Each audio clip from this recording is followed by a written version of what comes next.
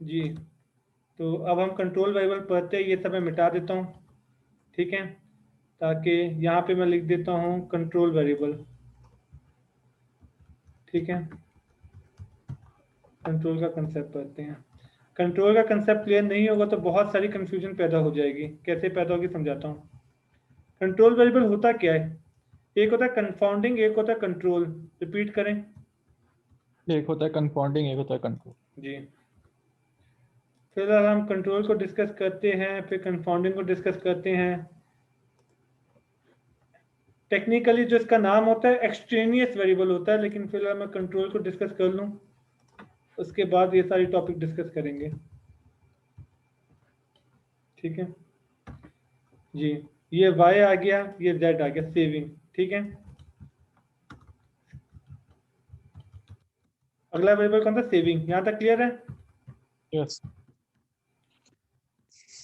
जी, अब 2 मिनट के लिए y को भूल जाए, पीछे क्या बचा? सेविंग्स। x और z। यस। x और इनकम और सेविंग में इंडिपेंडेंट कौन है? इनकम और सेविंग में इंडिपेंडेंट इनकम है। इनकम है और सेविंग डिपेंडेंट है। यहाँ तक क्लियर है? यस। अब एक काम करते हैं, वापस से मॉडल बनाते हैं। x y z, 10,000 income, 10,000 income, 10,000 income, 10,000 income, 10,000 income, ठीक है। y में क्या है? 5 6 7 8 9। इसमें सेविंग कितनी होगी? 5 4 यस। 3 2 1। डन। यस। अब एक काम करते हैं, इसमें से कलर हटा देता हूँ। अब ये देखें, अब मुझे रिलेशनशिप देखना है y और z में, ठीक है।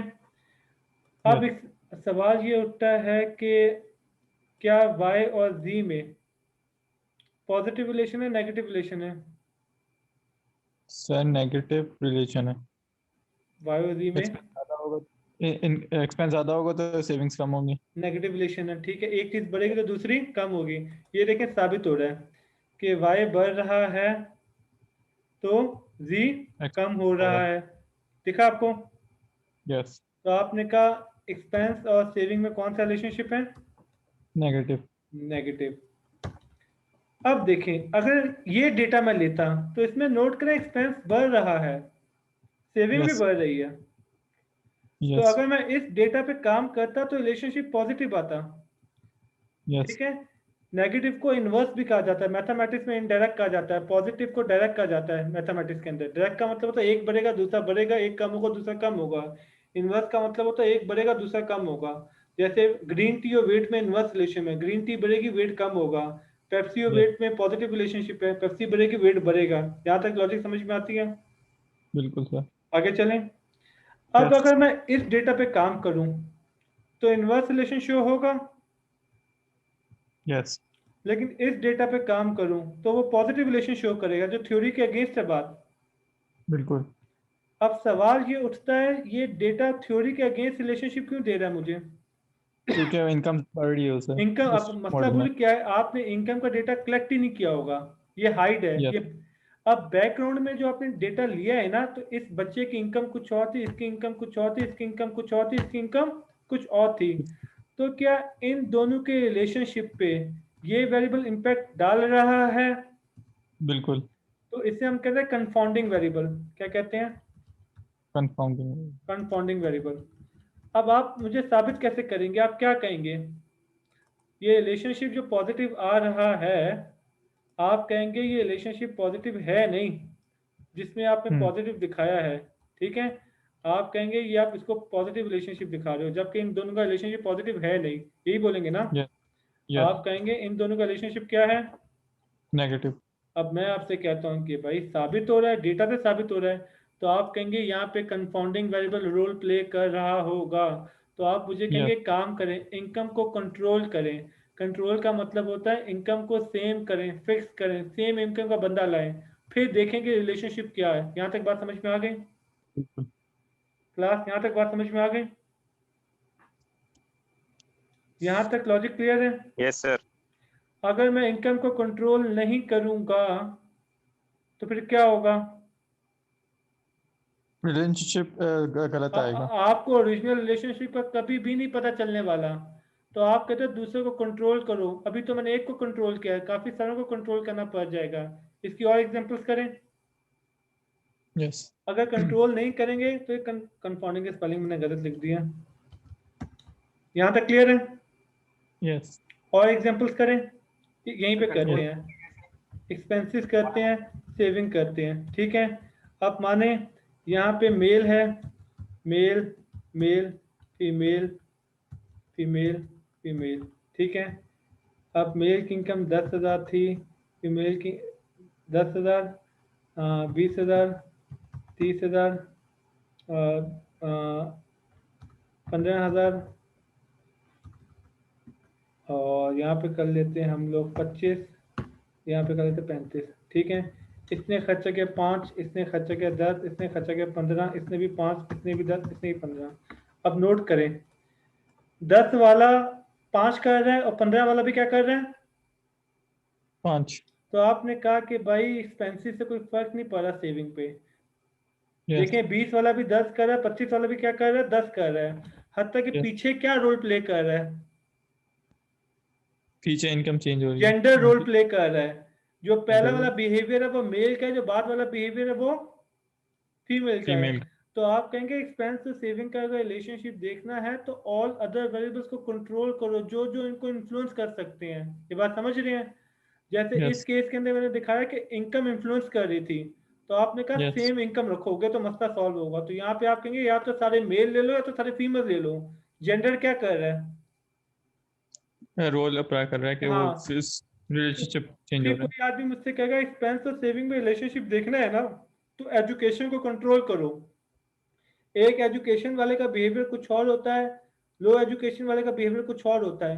फिर एक आदमी कहेगा एरिया से फर्क पड़ता है, कॉन्टिनेंट से फर्क पड़ता है, कंट्री से फर्क पड़ता है। अगर आप थ्योरी बनाना चाह रहे हैं एक्सपेंस और सेविंग की रिलेशनशिप पे, तो बहुत सारे अदर वेरिएबल है जो इनको इन्फ्लुएंस कर रहे होंगे। उन तमाम चीजों को क्या करना पड़ेगा? कंट्रोल करना पड़ेगा। अदरवाइज आपको एक्चुअल पोजीशन समझ में नहीं आएगी। ये अक्सर बच्चे जिनको इन कंसेप्ट का नहीं पता तो कंफ्यूज कैसे होते हैं। वो मुझसे कहते हैं सर रियल लाइफ में जिस चीज की डिमांड बढ़ती है उसकी प्राइस बढ़ जाती है, ठीक है। यस। मैं फिर से कह दूं, रियल लाइफ में जिस चीज की डिमांड बढ़ती है उसकी प्राइस बढ़ बढ़ जाती है। जाती है। तो वो कहते हैं डिमांड और प्राइस में तो पॉजिटिव रिलेशनशिप है। इकोनॉमिक्स उल्टी बात करता है। इकोनॉमिक्स कहता है there is inverse relationship between price and demand, कहता है ना। लेकिन वो यस। कहता है इकोनॉमिक्स तो उल्टी बात करता है, रियल लाइफ में उल्टी बात होती है। तो मैं उनसे यही बात समझाता हूँ, बेटा आपने रट्टे मारे हुए हैं। आपने इकोनॉमिक्स में रट्टा मारा हुआ था, if all other factor remain control. Constant. If all yes. Other factor, देखिए कांस्टेंट ही हो गया ना सब, 10 10 10 कांस्टेंट हो गया ना। सब male male yes. Male constant हो जाएगा। तो कंट्रोल बोले, कांस्टेंट बोले, फिक्स बोले, एक ही बात है। तो इकोनॉमिक्स भी कहता है कि प्राइस और डिमांड में ये रिलेशनशिप तब आएगा जब ऑल अदर फैक्टर क्या होंगे? Control constant. कंट्रोल होंगे। क्योंकि जब भी आपने दो वेरिएबल्स का रिलेशनशिप देखना है तो बाकी सबको कंट्रोल करना पड़ेगा। अगर आप बाकी सबको कंट्रोल नहीं कर सके तो प्रॉब्लम पैदा होगी, बहुत बड़ी प्रॉब्लम पैदा होगी, ठीक है। अब देखें हुआ क्या है यहाँ पे, पॉजिटिव रिलेशनशिप को, सॉरी नेगेटिव रिलेशनशिप को उसने पॉजिटिव दिखा दिया, डन। यस। ऐसा भी हो सकता है कि रिलेशनशिप हो ही ना और वो रिलेशनशिप शो कर दे। ये बात समझ में आती है? मिसाल के तौर पर दिखाता हूँ आपको, इससे आपको समझ में आएगा कि क्या क्या प्रॉब्लम, ये समझ में आ गया तो मैं इसको थोड़ा मुश्किल करूँ। Yes sir. चलिए मैं इसको थोड़ा डिफिकल्ट करता हूँ। कंट्रोल की लॉजिक समझ में आ गई ना? अब आपके माइंड में यस। सवाल उठेगा सबको कंट्रोल करना कैसे है, वो भी अभी हमने देखना यस। है, ठीक है। अब हम डिसाइड करते हैं कि कंट्रोल ना करने के क्या क्या नुकसान हैं। सिटी टेम्परेचर, ठीक है, बढ़ रहा है, 10 हो गया, 20 हो गया, क्या हो रहा है इसे? अच्छा सॉरी, मिटा दूं ये सब कुछ यस सर। या यहाँ पे कर दूं? अच्छा मर्ज हुआ हुआ था, यस। यस। एक सेकंड सारी मर्जिंग खत्म करूं।